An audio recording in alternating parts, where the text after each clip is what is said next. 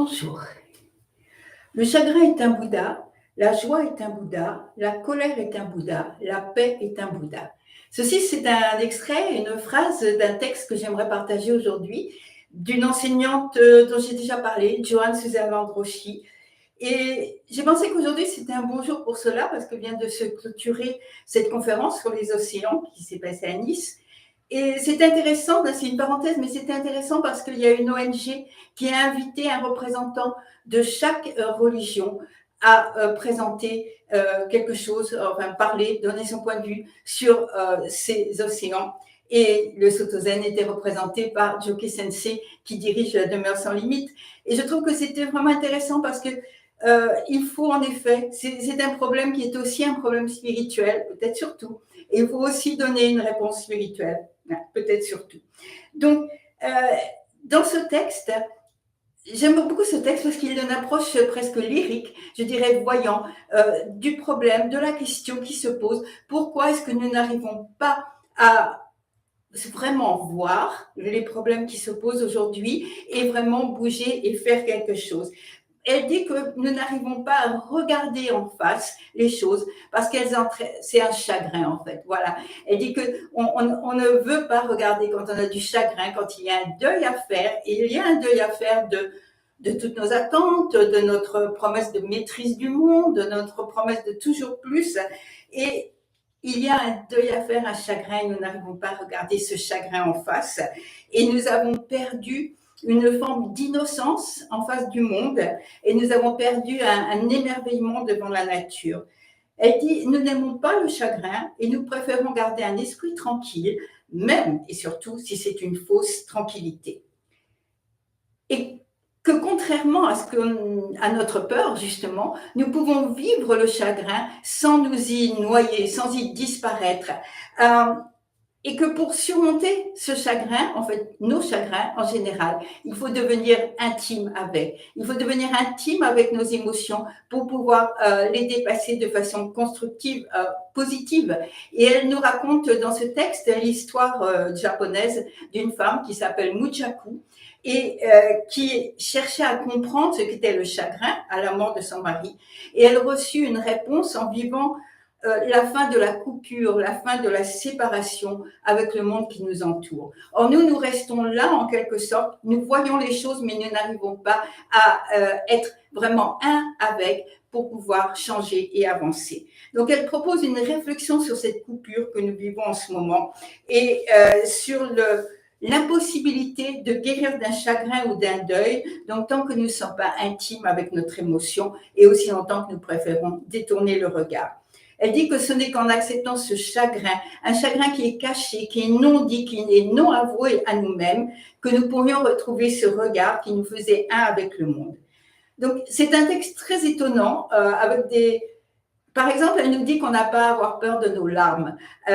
C'est toujours un peu, comment dire, on a peur de se noyer dedans. Hein. Elle nous dit qu'il n'y a pas à avoir peur. Et elle a cette phrase extraordinaire, elle nous dit, les larmes sont une petite cérémonie qui nous maintient proches du monde. Elles nous rendent moins fragiles, plus résilients. Donc, évidemment, le contraire de ce que nous imaginons. La résilience qui passe à travers la reconnaissance, l'acceptation, l'intimité complète avec nos émotions. Donc voici ce texte, donc, qui commence avec une phrase que je trouve magnifique. Le chagrin est un Bouddha, la joie est un Bouddha, la colère est un Bouddha, la paix est un Bouddha. Alors elle travaille dans l'école Rinzai avec ses koans, donc elle dit, dans les koans, nous sommes censés devenir intimes avec tous les Bouddhas, ce qui veut dire les émotions bien sûr, devenir intimes avec tous les Bouddhas, grimper en eux, les laisser grimper en nous, les brûler pour nous réchauffer, faire l'amour avec eux, les tuer, en trouver un assis au milieu de la maison. Vous n'êtes pas censé guérir le Bouddha du chagrin, ni lui de votre chagrin. Vous êtes censé découvrir ce que signifie faire partie d'une saison de votre cœur, une saison dans le monde qui a été tachée et teintée par le chagrin, mais aussi rendue sacrée par le chagrin.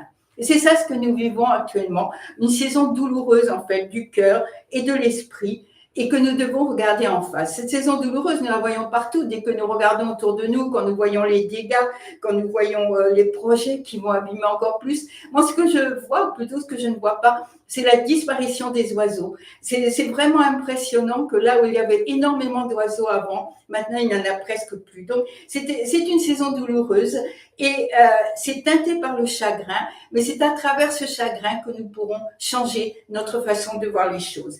Et puis elle parle de l'océan d'une façon très belle. Elle dit que nous contenons à la fois les profondeurs intemporelles, c'est-à-dire nos origines depuis les premières cellules, et notre vie, qui sont comme les vagues qui balayent le fragile radeau qui nous transporte de la naissance à la mort. Nous sommes à la fois cette épaisseur, nous sommes à la fois ces profondeurs inconnues de l'océan à travers notre développement depuis les premières cellules, et puis nous sommes cette éphémère et impermanente, ces vagues qui nous transportent de la naissance à la mort à travers le samsara. Elle raconte l'histoire de Mujaku. Il y a longtemps, une jeune femme, Mujaku, est perdue dans le deuil à la suite de la mort de son mari. Elle abandonne tout et se rend dans un monastère pour demander de l'aide et elle pose la question, qu'est-ce que le zen? Le maître lui répond que le cœur de la personne qui pose la question est le zen. Son cœur brisé est le Bouddha de ce moment et de cet endroit. Alors, elle ne comprend pas bien et elle décide de rester pour comprendre, pour découvrir en fait ce que ça signifie. Alors, assise dans l'obscurité, elle passe ses doigts sur son visage, devenu le visage du Bouddha du chagrin. Elle en apprend les contours. Au fil du temps, elle découvre une sorte de grâce dans cette obscurité avec le chagrin pour seule compagnie, une humilité profonde, un calme profond, une écoute profonde. Un jour, la femme entend le cri d'un cerf provenant d'un ruisseau voisin. Où est le cerf? Demande le maître. Elle écoute, concentrée, mûre de quelque chose. Qui écoute? Demande le maître. Alors la chose mûre éclate en elle, le cri du cerf résonne à travers les arbres et s'élève simultanément de son propre cœur douloureux.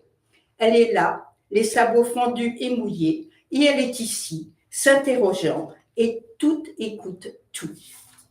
Plus tard, elle se retrouve près du ruisseau, avec un seau laqué destiné aux fleurs. Elle le remplit d'eau, elle voit le reflet de la lune dans l'eau, elle voit son chagrin rayonner. Plus tard encore, le fond de son seau se détache, l'eau et la lumière s'écoulent dans la terre, toute l'humidité, le ruisseau, la lune aqueuse dans le seau, l'œil humide du cerf, la femme en pleure. Alors les larmes deviennent un solvant qui dissout ce qui est inflexible en nous. Ça, c'est vraiment une phrase qui me touche parce que, pour être un peu personnelle, la première année où j'ai fait Zazen, j'ai beaucoup pleuré sur mon coussin. Et j'avais effectivement l'impression qu'il y avait une pierre en moi qui se dissolvait. Et ces larmes cassent les défenses que nous érigeons pour ne pas ressentir toute la douleur de la vie, mais qui nous empêchent aussi d'en ressentir la beauté. Et ça, c'est vraiment mon expérience du début, en tout cas, de la pratique de Zazen, où j'ai vu les murs, les remparts que j'avais érigés autour de moi comme protection. Mais c'est une fausse protection, bien sûr, parce que d'abord, ils ne tiennent pas, ils s'éboulent sans cesse et on est obligé de courir d'un endroit à l'autre pour les reconstituer. C'est épuisant, ça nous prend tout notre temps. Et en plus, eh bien, ces remparts, ces murs, c'est quelque chose qui empêche le soleil de venir, qui nous empêche d'avoir tout l'espace nécessaire pour vivre, pour respirer, pour danser. Donc, c'est quelque chose, en fait, que nous pensons protecteur, mais qui est au contraire une perte totale de nous-mêmes. Donc elle dit, les larmes deviennent un solvant qui dissout ce qui est inflexible en nous, qui dissout les défenses que nous érigeons pour ne pas ressentir toute la douleur de la vie, mais qui nous empêche aussi d'en ressentir la beauté. Les larmes adoucissent, décollent, brisent, renversent et remplissent. Elles coulent comme de l'eau sous la glace et soudain, ce qui était gelé coule à nouveau. C'est soudain quand notre cœur qui est gelé comme ça de peur, de souffrance et tout ça, eh bien ce cœur il vit à nouveau et il s'ouvre au monde. Elle continue. Quand on est dans le chagrin, le plus souvent, nous voulons en sortir le plus vite possible. Mais cette femme laisse son temps à son chagrin, jusqu'à ce qu'elle puisse s'ouvrir à une rencontre totale avec tout ce qui l'entoure. Alors, ces larmes sont source de vie et de renouveau. Suzanne Androchi poursuit. Certaines personnes craignent ce genre de choses parce qu'elles craignent la dissolution. Elles se disent, serais-je toujours moi-même? Vais-je disparaître ou devenir fou? Est-ce que je serai encore capable de faire des choses, de prendre position, de lutter, par exemple, contre le changement climatique? Si nous commençons à pleurer, dit-elle, si nous nous ouvrons à la douleur, à l'émotion et à la beauté terrible et blessée de cette vie sur Terre, nous pensons que peut-être nous ne pourrons plus nous arrêter et que nous allons nous noyer. Mais non, nous affirme-t-elle, nous ne disparaissons pas, nous ne nous noyons pas, nous ne pleurons pas éternellement. Mais si de temps en temps ces larmes viennent à nous, elles ne sont plus effrayantes. Elles sont une petite cérémonie qui nous maintient proches du monde. Elles nous rendent moins fragiles, plus résilients. Nous pleurons parce que quelque chose se déverse en nous et nous submerge, parce qu'il est impossible de dire quoi que ce soit à certains moments et qu'il est tout à fait impossible aussi de ne rien offrir en retour. Les larmes salées sont les vestiges de nos origines océaniques, mais elles sont aussi le résidu de cette mer difficile que nous traversons dans cette vie. Et c'est là qu'elle dit, nous contenons à la fois les profondeurs intemporelles, nos origines depuis les premières cellules, et les vagues qui balaient ce fragile radeau qui nous transporte de la vie à la mort. Finalement, nous trouverons peut-être notre chemin vers l'œil du cyclone comme Mujaku. Il y a cependant une différence, nous dit-elle. À l'époque de Mujaku, il était possible d'aimer le monde naturel avec innocence. Son éveil est intimement lié d'une manière ancienne et simple aux cerfs, aux ruisseaux, à la lune à travers les arbres. Elle pouvait tenir pour acquis ce que nous ne pouvons plus tenir pour acquis aujourd'hui, à savoir que le monde éternel sera toujours là et autosuffisant pour nous guérir et nous aider à nous ouvrir. Nous ne pouvons plus aimer la terre innocemment en ignorant les effets de la façon dont nous la traitons. Et elle termine par cette phrase que je trouve très belle. En ce moment, l'humanité est tellement enceinte de l'avenir, enceinte sans savoir entièrement ce qui va naître. Nous entrons ensemble dans un grand mystère. Peut-être pourrions-nous également apporter des cœurs purifiés, rendus humbles par ce que nous avons fait, et apporter aussi la volonté de suivre l'amour où qu'il nous mène. Donc voici ce texte que je voulais partager parce que je le trouve, ouvert, lyrique, parce qu'il résonne en moi à travers les expériences que j'ai faites dans ma pratique. Je pense qu'il résonne en beaucoup de personnes et parce qu'il nous dit qu'il faut ouvrir notre cœur, laisser la peur, ouvrir notre cœur à l'amour du monde et accepter ce deuil que nous devons faire d'une innocence perdue par rapport au monde. Nous avons perdu le chemin vers les animaux, vers les plantes, vers le monde sauvage. Nous sommes en train de perdre celui peut-être vers le fond de l'océan. Et nous avons cru, peut-être, enfin un grand nombre de personnes, que les écrans et l'intelligence artificielle allaient pouvoir remplacer tout ça. Et je